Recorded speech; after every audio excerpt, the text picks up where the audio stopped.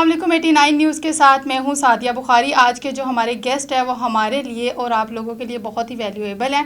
इनका छोटा सा तारुफ मैं दे दूं, जान जाएंगे कि मैं किन की बात कर रही हूं। मौजूदा नुमाया उर्दू शायर हैं। इन्होंने अपनी मुनफरद और दिलकश शायरी से उर्दू अदब में एक मुकाम बनाया है। इनकी शायरी में जदीद दौर की क्लासिकी रंगों का हसीन इम्तजाज मिलता है जो पढ़ने और सुनने वालों के दिलों को छू लेता है।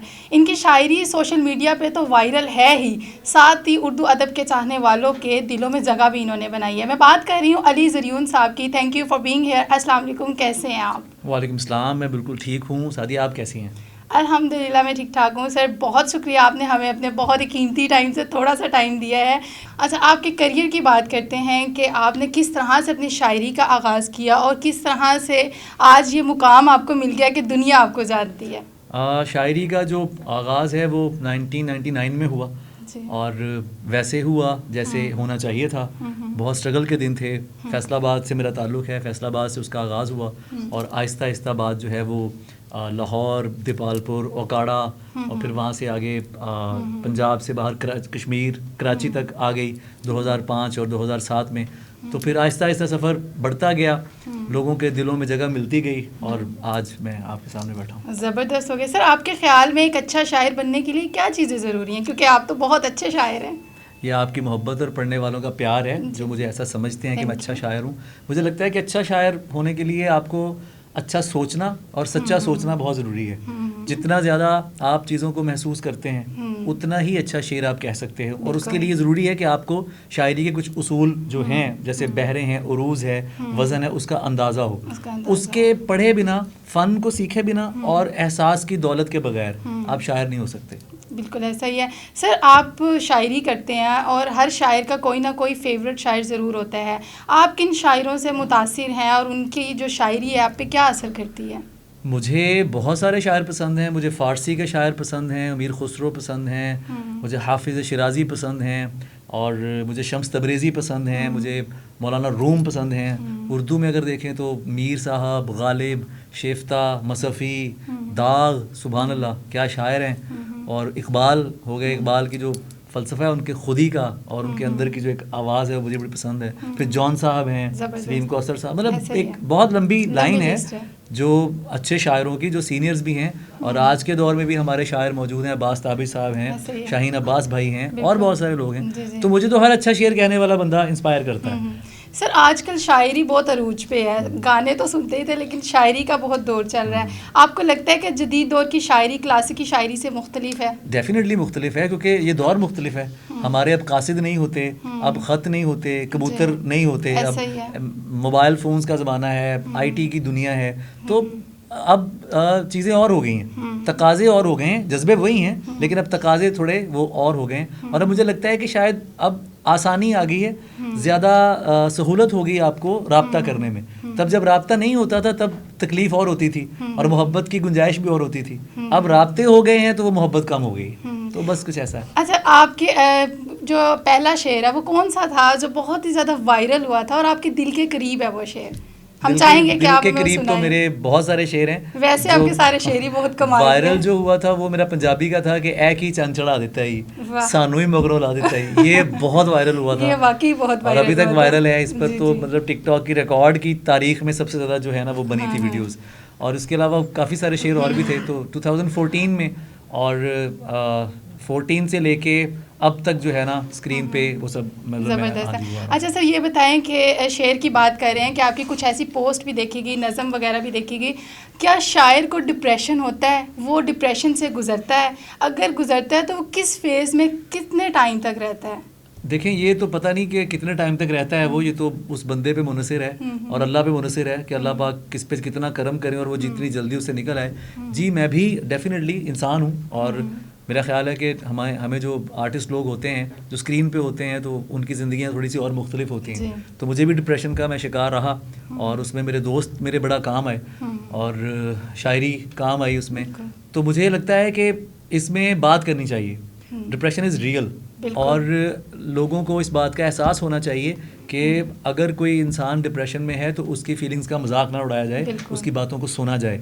और उसमें दोस्त बहुत काम आते हैं, उसमें आपके इर्द गिर्द के लोग बहुत काम आते हैं और अच्छा और पॉजिटिव जो माहौल है ना वो बड़ा काम आता है। तो यही है। अच्छा सर, डिप्रेशन तो एक ठीक है रीज़न, आप कहते हैं कि ये इंसान को कहीं ना कहीं डाउन कर देती है, लेकिन कहीं इसके पीछे ये वजह तो नहीं है कि जब दिल टूटता है तो भी डिप्रेशन होता है? ऐसा है, दिल टूटने से भी डिप्रेशन होता है, और लेकिन उसके वजूहात मुख्तलिफ हैं। मैं हमेशा ये बात करता आया हूँ कि दिल टूटना इट सेल्फ बुरा नहीं है, ये आपको गहरा करता है। जी। जो दुख है ये आपको गहरा करता है। आर्टिस्ट के लिए दुख नेमत होता है सादिया जी, क्योंकि जब उसको दुख मिलता है तो वो अपनी उस दुख की कैफियत को बसर करके एक तख्लीक करता है, और वो लाखों लोगों को जोड़ती है। तो देखा जाए तो उसकी ज़िंदगी, जैसे गालिब का मिसरा है कि शम्मा हर रंग में जलती है सहर होने तक, तो उसकी ज़िंदगी एक शम्मा की सूरत होती है कि वो जलता है तो रोशनी फैलती है।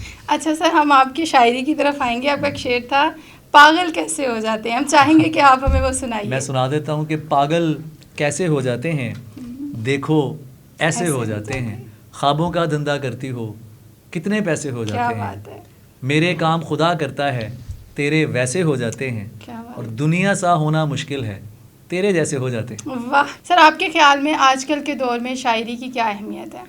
शायरी की अहमियत हर दौर में रही है सादिया जी, और आजकल के दौर में तो बहुत ज़्यादा है, लेकिन ऐसी शायरी की अहमियत है कि जो दिलों को जोड़े, बिल्कुल, और वो इंसानों के और समाज के ऊपर बात कर सके, जो हमारे समाजी मसले हैं उस पर उसको डिस्कस कर सके।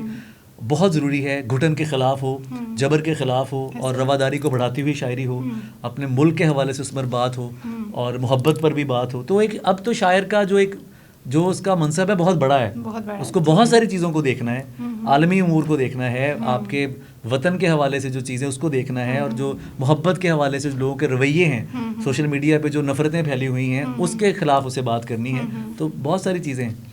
सर, आज शायरी तो आपको करते हुए देखा भी है, शायरी के अलावा क्या एक्टिविटीज़ हैं जो आप करते हैं? क्योंकि एक शायर जो होता है या तो वो सिर्फ शायरी करता है या तो वो कुछ और काम करता है, तो आप, क्योंकि शायर के हर वक्त माइंड में कुछ ना कुछ चल रहा होता है। एक्टिविटीज़ तो बहुत सारी हैं, मैं कुछ ना कुछ लिख रहा होता हूँ, अच्छा। और काम भी करता हूँ, बिजनेस भी करता हूँ अपना, वो भी कर रहा होता हूँ। अच्छा, आपने नोह के अंदर कुछ अशार पढ़े हैं? जी, वो मेरा मरसिया है, अभी वो मरसिया है, वो अली करबलाई ब्रादरान ने उसको पढ़ा है, और वो मरसिया मैंने लिखा था, तो वो मैंने उसमें ख़ुद भी मैं हूँ, मैंने वो रिसाइट भी किया है उसका एक बंद, और उन्होंने पढ़ा है करबलाई ब्रदर्स ने। माशाल्लाह। और इन फ्यूचर आपका प्लान है जी इसमें आने का? बिल्कुल। अच्छा सर, मुझे ये बताइए कि जो नौजवान नस्ल है हमारी शायरी की लाइन में आ रही है, उन्हें क्या मशवरा देना चाहेंगे आप? पढ़ें, और जितना पढ़ सकते हैं उतना पढ़ें, क्लासिक को पढ़ें, जो आपकी क्लासिक शायरी है, जो असातिज़ा का कलाम है उसको पढ़ें, और जो आपका हम असर जो शेर कहा जा रहा है उसको पढ़ें,